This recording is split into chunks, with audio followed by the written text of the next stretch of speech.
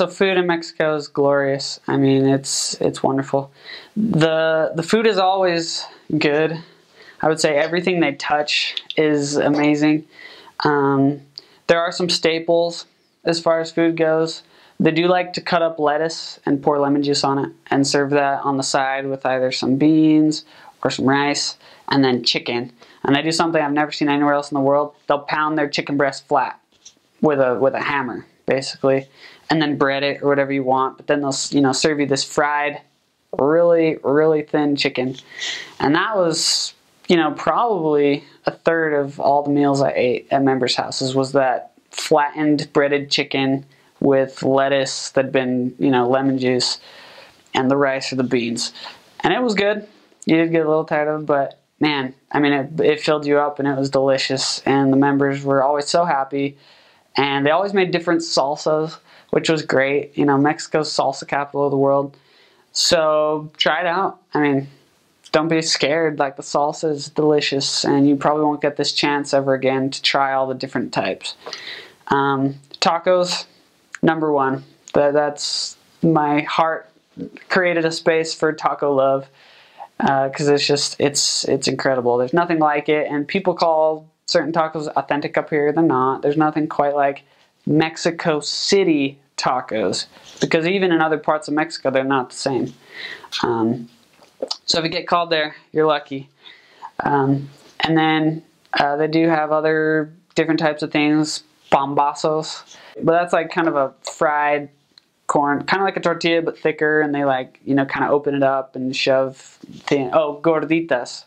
That's the other thing. You probably heard of those. Same concept. Pambazos are longer. They load it up with sour cream and cheese and salsa and some meat or whatever. Same with the gordita, except for you open it and shove it inside. Those are kind of the three super delicious things. And then carnitas, which is, you know, heaven in a taco or in a tortilla. And that's basically deep fried meat. Like, it can either be lamb or it can be beef or pork, but they basically boil it in oil. And so it's the greasiest, most delicious, beautiful thing that can ever be created. Eating too much of it gives you that Mexican stomach that you see, but it's so good. So I would say foods to kind of, I mean, you just eat everything that the members give you. You're not going to have a problem. Foods to stay away from are the cheap tacos. Now, tacos are cheap. They're like 5 pesos each, and that's like, I don't even know, that's like 20 cents or less.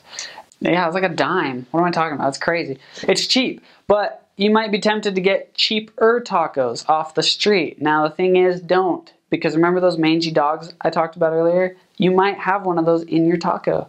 So the thing is, the tacos that are like 2 pesos or 3 pesos, don't risk it, because that's meat that you don't know where that came from. So it's not a good idea. They serve some weird things, all right? Try them, just so you know what it is. Pig skin, they call it chicharrón. Really gross, in my opinion. They serve it in a couple ways. They kind of like boil it in salsa and serve it in salsa, kind of like a soup. And it's like spongy.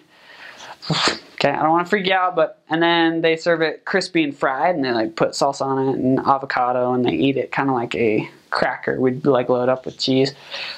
Pickled pig's feet, another keeper.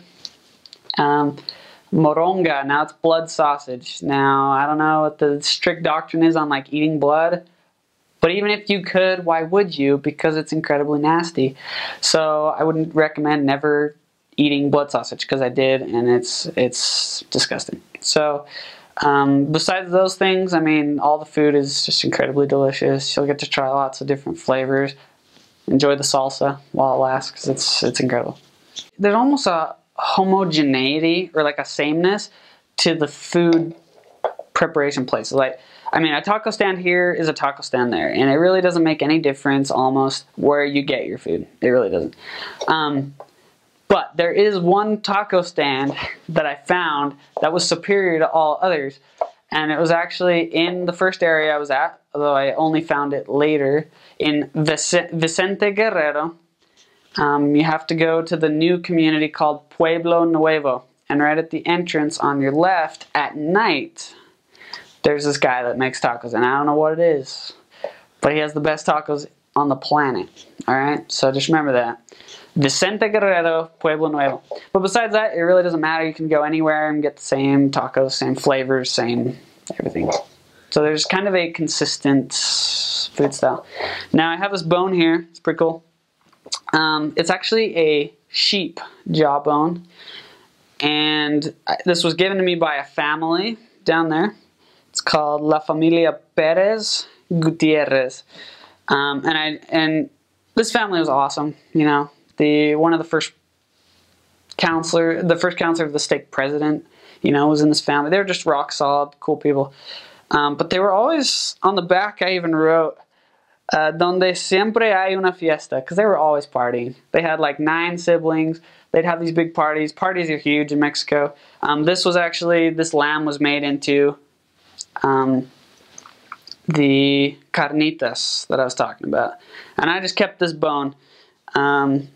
Just kind of as a memory, because yeah, they made tacos and they ate the meat off of the whole body, off the head, you know, brains, tongue, whatever. Weird texture of the tongue, by the way.